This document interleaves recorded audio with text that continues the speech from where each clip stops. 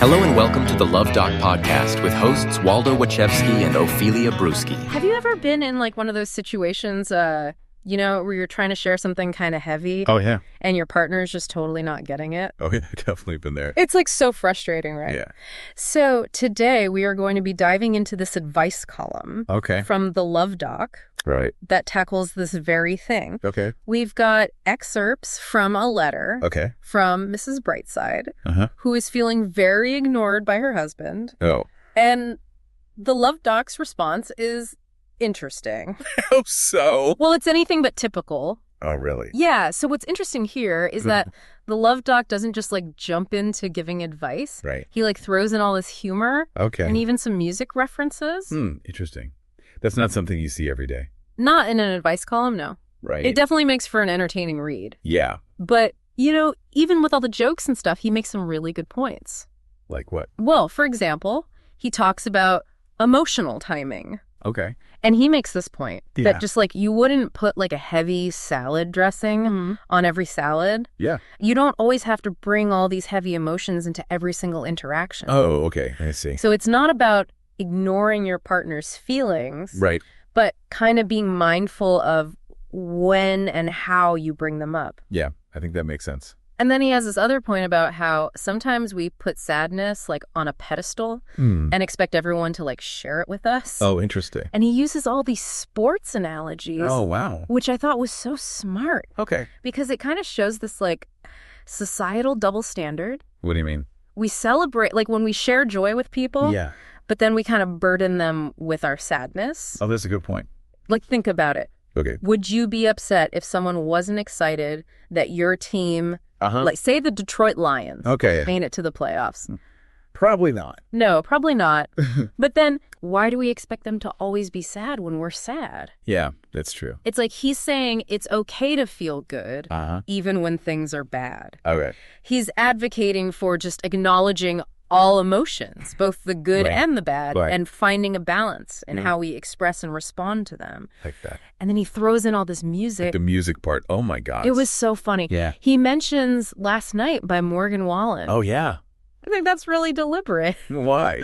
Well, that song has like a very specific vibe, and it kind of suggests this emotional disconnect that might be a red flag here. Okay, yeah, I could see that. But then he contrasts that with a bar song, Tipsy by Shabuzi, which is so much more lighthearted. Totally different vibe. Yeah. It's like he's saying that context matters. Okay. So the music isn't just like a gimmick. It's like adding this other layer to his advice. Yeah, it's clever. And the fact that he even mentions like a more contemporary artist like Chappell Roan with her song Hatogo shows he's like trying to reach a wider audience. He's keeping it current. Yeah. Yeah. So we've got emotional timing. Right. Finding balance in our emotional expression. And now he's throwing music in the mix. It's a lot. Where does he even go from here? Well, this is where it gets really interesting. Okay. He starts to ask these bigger questions. Like what? Like, is it ever okay to just tune out a partner's emotions? Wow.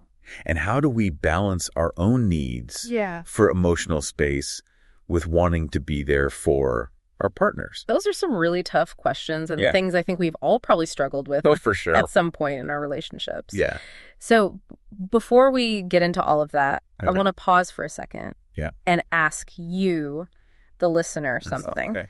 Think about your own relationships for a second. Do you tend to be the one who's like more emotionally expressive? Right. Or are you more like on the reserved side? Yeah. What about your partner? Have you ever felt like your emotional styles were kind of clashing? That's a good question to think about. Yeah, because these are important things to consider. Yeah. They can really impact how we communicate with the people we care about. For sure. We'll be back in a moment to explore these ideas even further and talk about what the Luv Doc ultimately suggests Mrs. Brightside should do about the situation with her husband. Stay tuned. Holy crap! You're psychotically obsessed with the Luv Doc, but can't think of a flashy gauche way to share your obsession with the world? Stop thinking and make a beeline for the Luv Doc's home sweet home on the interwebs, thepleasurecraft.com, where you can find a veritable treasure trove of sick merch that will make even your coolest friends super gel. Honestly, I don't know why you didn't already think of this yourself, but you're welcome. Have fun on the Pleasure Craft. It was made just for you. Let me spell it out for you one more time. www www.thepleasurecraft.com. Okay. Welcome back to our deep dive into emotional responsiveness That's a good one. in relationships. So we've seen so far how the Luv Doc uses all this humor and music to tackle some pretty big questions. He does. And he's gotten us thinking about this idea of emotional timing, finding balance in our emotional expression. Yeah. And that not everyone processes emotions in the same way. And that's where we kind of left off, right? Yeah, sometimes our emotional styles can clash with our partners. Right, exactly. But instead of viewing these differences as obstacles, the Luv Doc says we should try to see them as strengths. Okay. So instead of getting frustrated when our partner doesn't react the way we expect them to, we should kind of ask ourselves, what can I learn from their perspective? Oh, interesting. How can their different way of being actually make our connection stronger? Wow, yeah. Exactly. It's about shifting our mindset from conflict to curiosity. I like that. And it makes me think about a time when, Yeah. well, maybe I shouldn't share that on the air. That's probably wise. But let's just say I've definitely had moments where my own emotional intensity has kind of clashed with someone who is more laid back. We've all been there. It's so easy to think there's only one right way to react to things. Totally. But the Luv Doc is reminding us that it's a good thing to have different ways of expressing emotions. It makes things interesting. Yeah, it's what makes relationships interesting and dynamic. Totally. And think about it. Yeah. If both partners were always super intense Oh my gosh. all the time, it would be exhausting. Totally. Yeah. It's like having a seesaw. I hear You need that balance Right. of up and down to keep things moving smoothly. That's a great analogy. So maybe Mrs. Brightside's husband being more lighthearted is exactly what she needs. Yeah. To balance out her tendency to get caught up in her feelings. Oh, that's a really good point. So it's not about saying her experience is wrong. Right. It's recognizing that their different approaches might actually work well together in the long run. I see what you're saying. So how do we get better Yeah. at navigating these differences in our own relationships? Well, good question. The Luv Doc talks about communication and this idea of reading the room. Yeah. Emotional timing.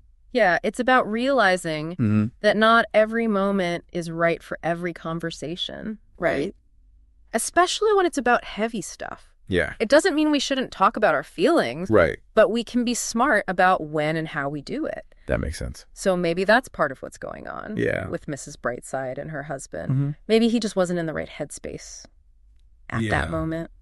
It happens. We can't always know what's going on for our partners. It's true. Internally, right. Right. They could be dealing with stress that we don't even know about. Exactly. So sometimes the kindest thing we can do is give them space to process things on their own. So does that contradict the idea of being there for your partner? Right. How do we balance needing connection with needing space? That's the million-dollar question. I know. There's no easy answer, is there? I don't think so. It really depends on the situation. Yeah. And the people involved. And their relationship. But I think the first step is just acknowledging that both needs are valid. So it's okay to say, I need some time to think about this before we talk about it. Oh, absolutely. Or we should also respect it. Yeah. When our partner says that to us, For sure. it doesn't mean they don't care. Right. It just means they process things differently. Exactly. This is all so insightful. It is. But did the Luv Doc actually give her any advice? Oh, yeah. What to actually do? It's actually pretty simple. Okay. He reminds her that her husband probably brings a lot of good things to the relationship. Oh. Things she might be overlooking right now. Because she's upset. Yeah, exactly. Okay. And he says she should focus on those things. And remember why she fell in love with him in the first place.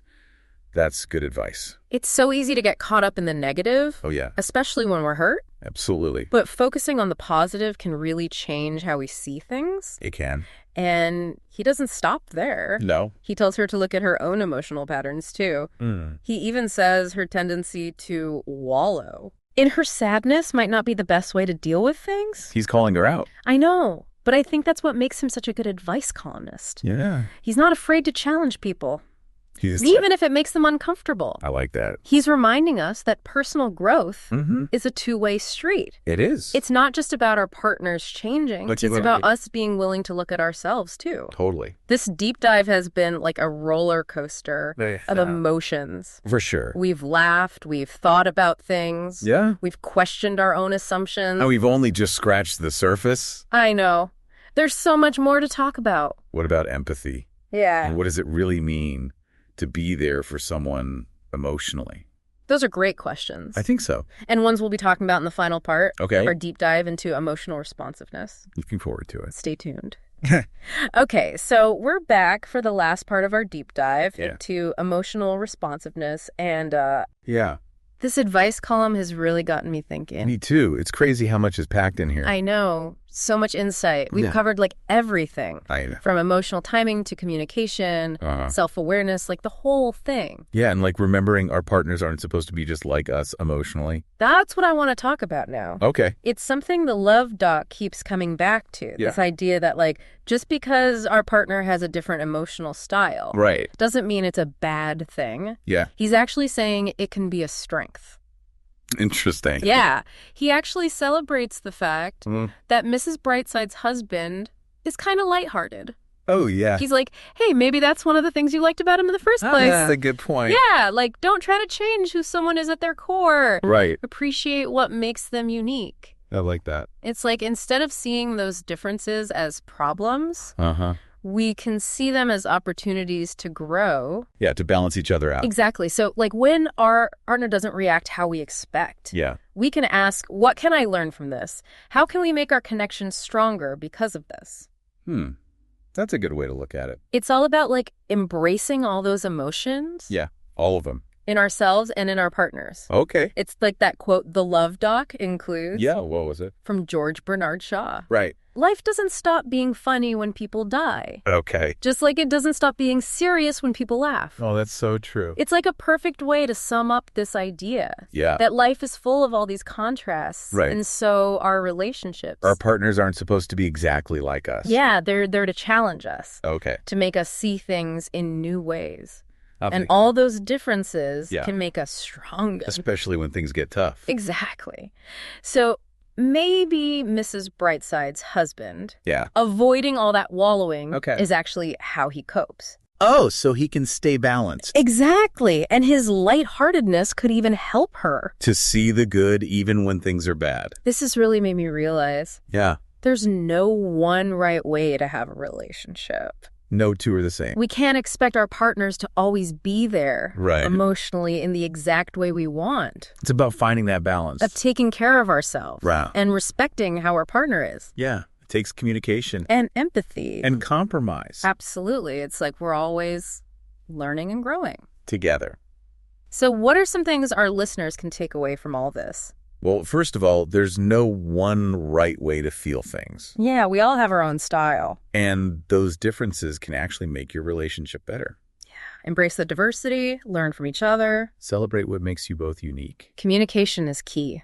Yeah, be open about what you need. And try to understand your partner's way of communicating. Practice empathy, even when it's hard. Try to see things from their side. And remember, relationships are a journey. Not a destination. There will be good times and bad times. You got to work through it together. Approach it with curiosity. Be kind and be willing to grow. This has been such a cool look at emotions. I know. We've learned so much. About finding that balance between being connected and having our own space. And how important it is to embrace all our emotions. Hopefully this gave you something to think about. What really stuck with you? How do you approach emotions? Keep the conversation going. Share your thoughts. To read the column that spawned this podcast, go to austinchronicle.com/columns/the Luv Doc. There are probably worse things to do with your time, right?